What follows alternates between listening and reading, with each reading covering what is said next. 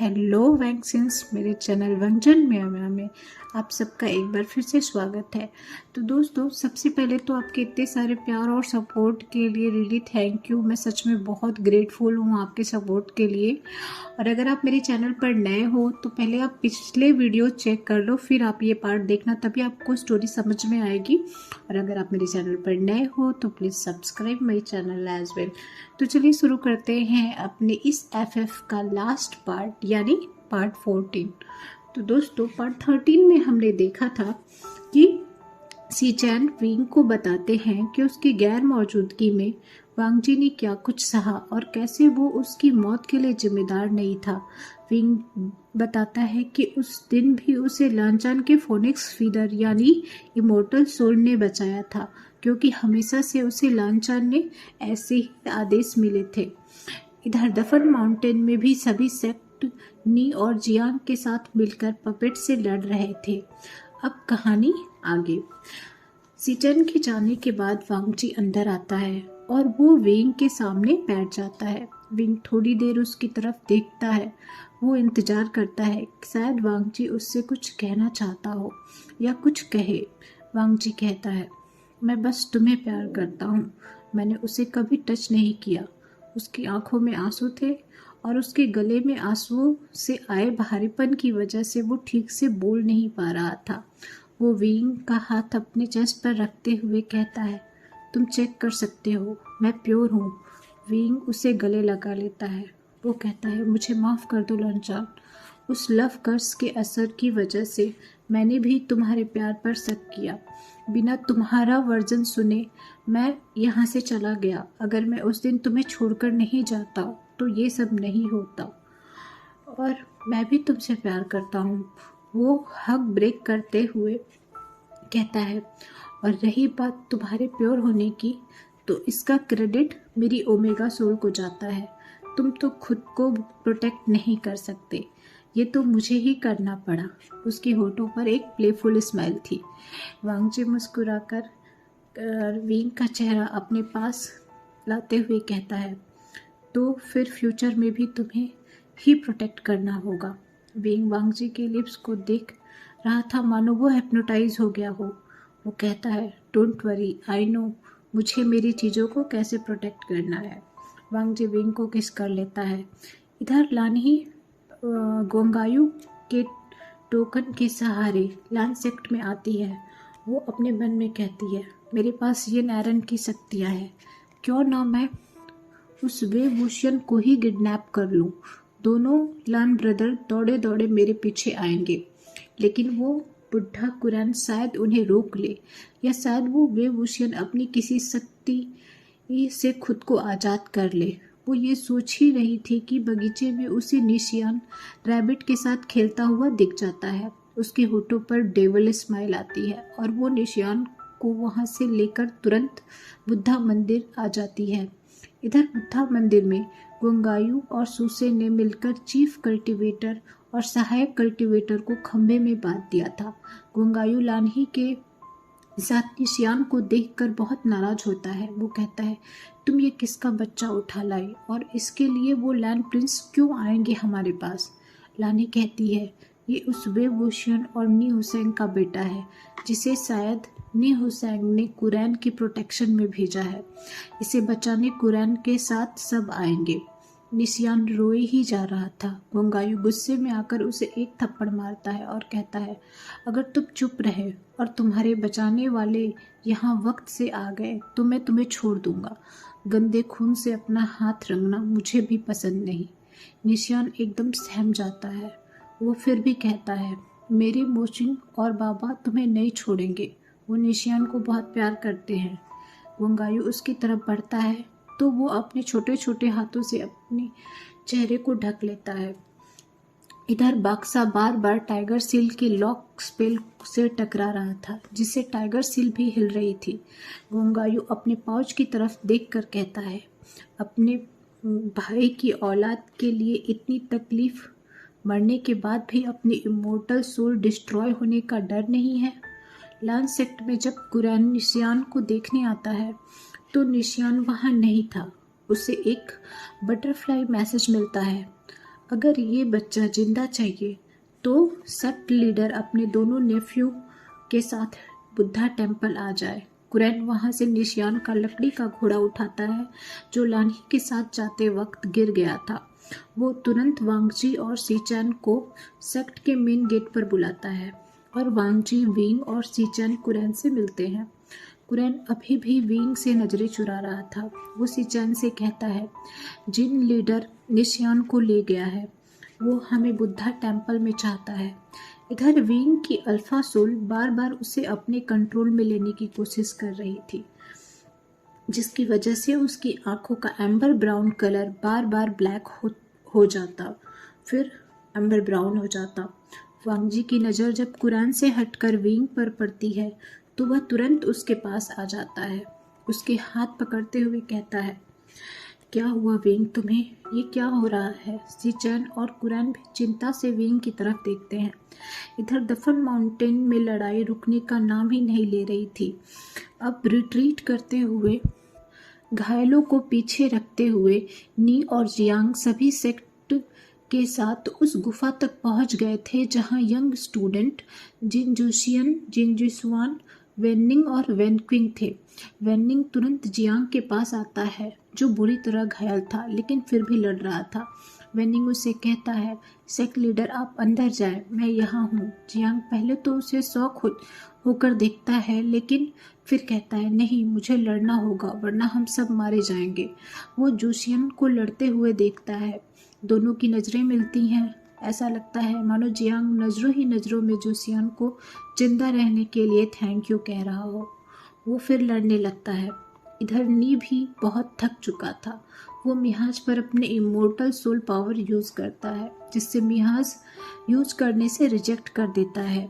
वो गुस्से में कहता है, मेरे आदेश का पालन करो मिहाज, मुझे पता है मैं क्या कर रहा हूँ। पपेट का एक बड़ा ग्रुप उसके सामने से आ रहा था और कुछ यंग स्टूडेंट्स उसके पीछे छिपकर खड़े थे।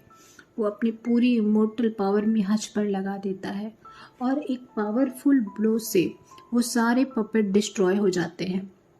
टाइगर सील गोंगायू के हाथ में 2 टुकड़ों में टूट जाता है।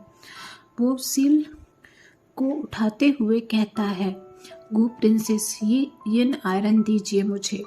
अब वक्त आ गया है कि नी सेक्ट को खत्म कर दिया जाए। और टाइगर सील और यिन आयरन को एक साथ रखने से सारे पपेट जो मर गए थे फिर से उठ जाते हैं। नी अपने तलवार लेकर आगे बढ़ता है। उसके होठों पे स्माइल थी। वो अपने मन में कहता है, बस ऐसी ही मौत चाहता था मैं, जब मैं उसकी आंखों में आंखें मिलाकर देखूं। बस आखिरी बार विंग को देख लेता। इधर विंग की आंखें पूरी तरह काली हो जाती हैं। जिंगसी में रखी स्वेबियान और उसकी फ्लूट उसके पास आ जाती है। उसके पहले कि वांगजी, सीचैन या कुरैन कुछ समझ में आता, विंग आसमान में तेजी से दफन माउंटेन की तरफ निकल जाता है। आसमान पूरी तरह से काला हो गया था। वांगजी कुरैन और सीचैन से कहता है, आप टेम्पल चलें, मैं विंग के साथ वहां आऊँगा। और विंग के पीछे उसी दिशा में अपनी तलवार पर चला जाता है। कुरैन सीचैन से कहता है, तुम्हें ब्लैक बर्ड और उल्लू की आवाज़ सुनाई दे रही है? सीचैन आसमान की तरफ देखकर कहता है, उस दिन भी ऐसा ही अंधेरा हुआ था जिस दिन मास्टर वे के मरने की खबर सुनी थी। बुद्धा टेम्पल में रोते हुए निशियान को सूसे फिर से एक थप्पड़ मारता है जिससे उसके लिप्स से ब्लड आने लगता है। चीफ हीलर कहते हैं, सेक्ट लीडर, वो बच्चा आप मुझे दे दो, यहाँ मैं उसे शांत रखूंगा, या आप मेरी जान ले लो, उसे जाने दो। सूसे निशान को उठाकर चीफ हीलर की गोद में फेंक देता है। चीफ हीलर बाहर देखते हैं, फिर निशान के मुंह से ब्लड पोंछते हुए कहते हैं, शांत हो जाइए छोटे प्रिंस, आपके और आपके अंकल के ब्लड ने कुछ ऐसा जगा दिया है जो कल्टीवेशन वर्ल्ड के नियमों को बदल के रख देगा, जो अच्छाई और बुराई की नई परिभाषा देगा। वो चीफ हीलर की टोकन को देखकर कहते हैं, आपने सही कहा था मून गॉडेस, मैं शायद इस लायक ही नहीं था। इधर अभी पपेट्स नी पर वार करने ही वाले थे कि स्वेबियान के एक अटैक से सभी गिर जाते हैं। नी जब अपने सामने विंग को देखता है तो वो मुस्कुराकर कहता है, इतनी देर कर दी आपने यहाँ आने में डीमन लॉर्ड, कि मुझे अब लगता है कि मुझे जाना ही होगा। वो गिरने ही वाला होता है कि विंग उसे पकड़ लेता है। वो विंग की बाहों में बेजान सा पड़ जाता है। वो बड़ी मुश्किल से बोल पा रहा था। विंग उसके गाल पर हाथ रखता है। वो कहता है, देखा, तुम आखिर हार ही गए मुझसे। मैंने कहा था ना, मैं तुम्हारा एसेंट्रिक लवर हूँ। तुम्हारे लिए मर जाऊँगा और तुम बस देखते रह जाओगे। वो आंखें बंद कर लेता है। इससे पहले कि मिहाज जमीन पर गिर के डिस्ट्रॉय हो जाता, वांग जी आकर उसे अपनी इमोर्टल पावर से रोक लेता है। विंग अपनी वुल्फ वॉइस में जोर से चिल्लाता है। सारे घोस्ट, पपेट्स और जितनी भी सोल होती हैं तुरंत अपने घुटनों पर आकर अपना सिर उसके सामने झुका लेती हैं। जियांग विंग के पास आता है। आज पहली बार था जब उसे विंग के पास जाने में डर लग रहा था। विंग नी की चेस्ट पर हाथ रखता है। उसके हाथ से वाइट पावर निकलकर नी के अंदर चला जाता है। विंग जियांग को देखकर कहती है, अजीब बात है, वेबूशन के पास डीमन लॉर्ड के साथ साथ गॉड पावर भी है। उसने नी को डीमन पावर से नहीं बल्कि गॉड पावर से रिवाइव किया। मतलब डीमन लॉर्ड ने गॉड पावर को नी के लिए बेटर समझा। पास खड़ा वांगजी कहता है, ब्लैक या वाइट शक्तियाँ होती हैं। इसका इस्तेमाल करने वाला चाहे उसे अच्छे के लिए इस्तेमाल करे या बुरे के लिए, यही उसे डेविल या लॉर्ड बनाता है। वेन किंग को अपना लैंड सेक्ट में वो दिन याद आ जाता है जब विंग ने ये बात कुरैन से कही थी। वो वेनिंग की तरफ देखकर कहती है, हाँ, और इसीलिए मेरा भाई डेविल नहीं है। विंग नी को जमीन पर रखते हुए वांगजी की तरफ देखता है। फिर वो वहाँ से बुद्धा टेम्पल की तरफ निकल जाता है। वांगजी भी तुरंत उसके पीछे जाता है और मिहाज जो रिवाइव हो चुका था तुरंत उड़कर नी के चारों तरफ चक्कर लगाता है और फिर नी को लेकर उड़ जाता है। जियांग अंक सबसे कहता है, अब आप सबको विश्वास हो गया कि कैसे जिन सेक्ट लीडर ने आप सबको यहाँ मरने के लिए भेजा। जिन सेक्ट प्रिंस आपके सामने हैं। फिर वो जूसियन से कहता है, मैं बुद्धा टेम्पल जा रहा हूँ। प्रिंस, आप जिनलिंग को लेकर के सेजिए के पास जाएं। वो बहुत परेशान होंगी। वैसे भी मुझे लगता है वहाँ बुद्धा टेम्पल में हमें कुछ नहीं करना। बस मैं अपने सिरफिरे भाई को लेके वापस आपसे यूनमैक में मिलूँगा। वो वहाँ से चला जाता है। इधर विंग के मंदिर में आते ही यन आयरन और टाइगर सिल दोनों विंग के पास चले जाते हैं और बाक्सा उड़कर मंदिर के दरवाजे पर आ जाता है। वोंगायू बाक्सा को देखकर कहता है, ये गॉड टेम्पल है, यहाँ रिसेंटफुल एनर्जी नहीं आ सकती। फिर वो विंग को देखता है जो अंदर आ चुका था।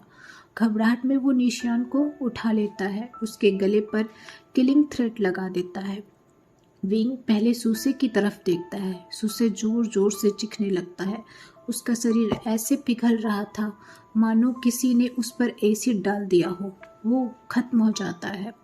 विंग गोंगायू की तरफ बढ़ता है। तभी लानही पीछे से उसे मारने आती है और वांगजी बीचन से उस पर वार कर देता है और बीचन उसके आर पार निकल जाती है।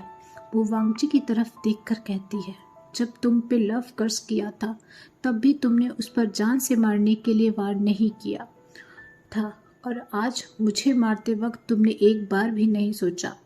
मैं मर के भी तुम दोनों को चैन से नहीं जीने दूंगी। और उसकी सांसें रुक जाती हैं। वंगायू लानही को देखकर बुरी तरह डर गया था। तभी नी वहाँ आकर कहता है, जिसे तुम जान से मारना चाहते हो वो तुम्हारा खुद का बेटा है। वंगायू शौक हो जाता है। वो जो ही निशान के गले से धागा हटाता है, सिचन अपनी तलवार से उस पर अटैक कर देते हैं। वो फिर गिर जाता है। वो निशान को देखकर कहता है, भले ही मैंने तुम्हें जन्म दिया हो पर मैंने तुम्हें कभी प्यार नहीं किया। मुझे कभी प्यार नहीं मिला तो प्यार तो मैं जानता ही नहीं। याद रखना, तुम्हारे पिता एक बहादुर योद्धा और एक अच्छे लीडर थे। बस यही पहचान है तुम्हारी। तुम्हारी कोई माँ नहीं थी। वो सिचन की तरफ देखता है, फिर जियांग से कहता है, फर्स्ट प्रिंस अपने भाई की ही तरह लॉयल लवर हैं। जब मैंने उन पर लव चार्म यूज किया था तब भी वो आप ही का नाम ले रहे थे, यूनमैक सेक्ट लीडर। वो सिचन की तलवार को अपने अंदर तक प्रेस कर लेता है। चीफ हिलर विंग के सामने बो करते हुए कहते हैं, अगर आप अपने बेटे के साथ रहेंगी तो उन लोगों का क्या होगा जो आज तक आपके लिए मेडिटेशन कर रहे हैं। गॉडेस, अपने सन को एक नॉर्मल जिंदगी जीने दें और आप मून रिलम में डीमन लॉर्ड के साथ अपना स्थान ग्रहण करें। विंग से निकलकर 2 पावर्स आसमान की तरफ चली जाती हैं। वो वहीं बेहोश हो जाता है। वांगजी गुस्से में चीफ हीलर की तरफ अपनी तलवार लेकर बढ़ता है। कुरैन उसे रोकते हुए कहता है, वेवुशियन, ठीक है वांगजी, बस उसके माता पिता की सोल उससे अलग हुई है। उसे ना तो कोई हानि हुई है, ना ही उसने कोई शक्ति खोई है। वांगजी विंग को अपनी गोद में उठा लेता है। अब एक कहानी 1 साल बाद। विंग वांगजी को कमरे की हर चीज फेंक फेंक कर मार रहा था। वांगजी दरवाजे पर खड़ा सभी चीजों से बच रहा था। तभी सीचैन और कुरैन वहां आते हैं। सीचैन कहता है, वे प्रिंस, आपको इतना वर्क नहीं करना चाहिए।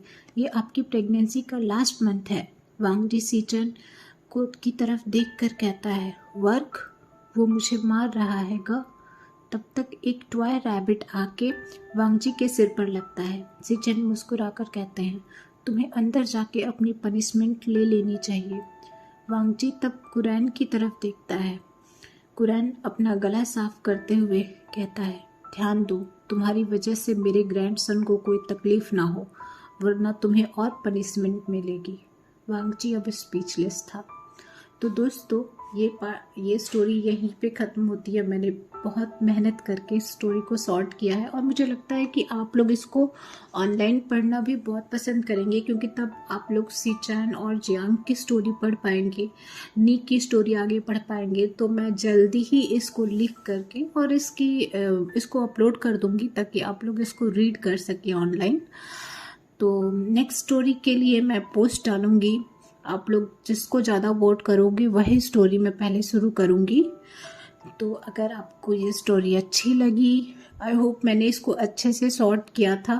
मैं लिंक शेयर कर दूँगी ओरिजिनल FF का, ताकि आप इसे पढ़ सकें, क्योंकि अभी वो फाइनल नहीं हो पाया था, इसीलिए मैंने इनिशियली उसको शेयर नहीं किया था। तो मैं बस ज़्यादा बात नहीं करती, ठीक है। अगर आपको स्टोरी अच्छी लगी तो please like this video and subscribe my channel.